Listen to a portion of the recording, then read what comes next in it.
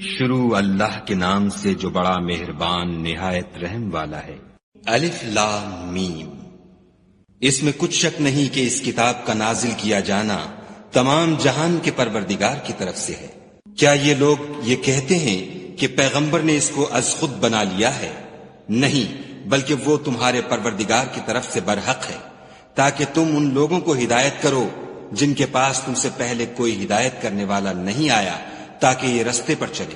خدا ہی تو ہے جس نے آسمانوں اور زمین کو اور جو چیزیں ان دونوں میں ہیں سب کو 6 دن میں پیدا کیا، پھر عرش پر قائم ہوا۔ اس کے سوا تمہارا نہ کوئی دوست ہے اور نہ سفارش کرنے والا۔ کیا تم نصیحت نہیں پکڑتے؟ وہی آسمان سے زمین تک کے ہر کام کا انتظام کرتا ہے، پھر وہ ایک روز جس کی مقدار تمہارے شمار کے مطابق 1000 برس ہوگی، اس کی طرف صعود اور رجوع کرے گا۔ یہی تو پوشیدہ اور ظاہر کا جاننے والا اور غالب اور رحم والا خدا ہے، جس نے ہر چیز کو بہت اچھی طرح بنایا، یعنی اس کو پیدا کیا، اور انسان کی پیدائش کو مٹی سے شروع کیا، پھر اس کی نسل خلاصے سے یعنی حقیر پانی سے پیدا کی، پھر اس کو درست کیا، پھر اس میں اپنی طرف سے روح پھونکی، اور تمہارے کان اور آنکھیں اور دل بنائے، مگر تم بہت کم شکر کرتے ہو۔ اور کہنے لگے کہ جب ہم زمین میں ملیا میٹ ہو جائیں گے تو کیا از سر نو پیدا ہوں گے؟ حقیقت یہ ہے کہ یہ لوگ اپنے پروردگار کے سامنے جانے ہی کے قائل نہیں۔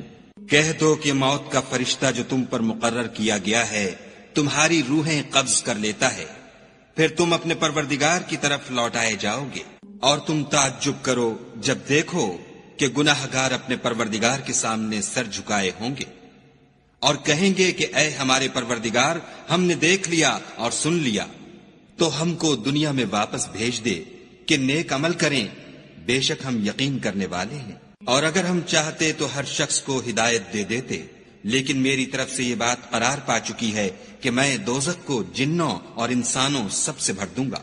سو اب آگ کے مزے چکھو، اس لیے کہ تم نے اس دن کے آنے کو بھلا رکھا تھا۔ آج ہم بھی تمہیں بھلا دیں گے، اور جو کام تم کرتے تھے ان کی سزا میں ہمیشہ کے عذاب کے مزے چکھتے رہو۔ ہماری آیتوں پر تو وہی لوگ ایمان لاتے ہیں کہ جب ان کو ان سے نصیحت کی جاتی ہے تو سجدے میں گر پڑتے اور اپنے پروردگار کی تعریف کے ساتھ تسبیح کرتے ہیں اور غرور نہیں کرتے۔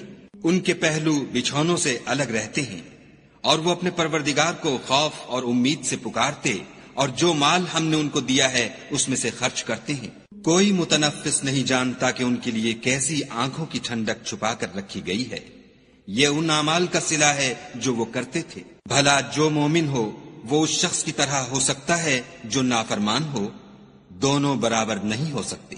جو لوگ ایمان لائے اور نیک عمل کرتے رہے ان کے رہنے کے لیے باغ ہیں، یہ مہمانی ان کاموں کی جزا ہے جو وہ کرتے تھے۔ اور جنہوں نے نافرمانی کی ان کے رہنے کے لیے دوزخ ہے، جب چاہیں گے کہ اس میں سے نکل جائیں تو اس میں لوٹا دیے جائیں گے، اور ان سے کہا جائے گا کہ جس دوزخ کے عذاب کو تم جھوٹ سمجھتے تھے اس کے مزے چکھو، اور ہم ان کو قیامت کے بڑے عذاب کے سوا عذاب دنیا کا بھی مزہ چکھائیں گے، شاید ہماری طرف لوٹ آئیں۔ اور اس شخص سے بڑھ کر ظالم کون جس کو اس کے پروردگار کی آیتوں سے نصیحت کی جائے تو وہ ان سے منہ پھیر لے۔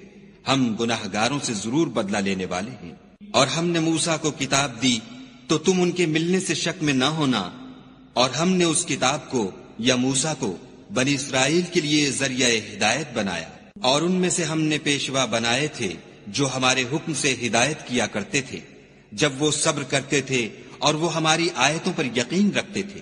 بلا شبہ تمہارا پروردگار ان میں جن باتوں میں وہ اختلاف کرتے تھے قیامت کے روز فیصلہ کر دے گا۔ کیا ان کو اس امر سے ہدایت نہ ہوئی کہ ہم نے ان سے پہلے بہت سی امتوں کو جن کے مقامات سکونت میں یہ چلتے پھرتے ہیں ہلاک کر دیا؟ بے شک اس میں نشانیاں ہیں، تو یہ سنتے کیوں نہیں؟ کیا انہوں نے نہیں دیکھا کہ ہم بنجر زمین کی طرف پانی رواں کرتے ہیں، پھر اس سے کھیتی پیدا کرتے ہیں جس میں سے ان کے چوپائے بھی کھاتے ہیں اور وہ بھی کھاتے ہیں، تو یہ دیکھتے کیوں نہیں؟ اور کہتے ہیں اگر تم سچے ہو تو یہ فیصلہ کب ہوگا؟ کہہ دو کہ فیصلے کے دن کافروں کو ان کا ایمان لانا کچھ بھی فائدہ نہ دے گا، اور نہ ان کو مہلت دی جائے گی، تو ان سے منہ پھیر لو، اور ان اور انتظار کرو، یہ بھی انتظار کر رہے ہیں۔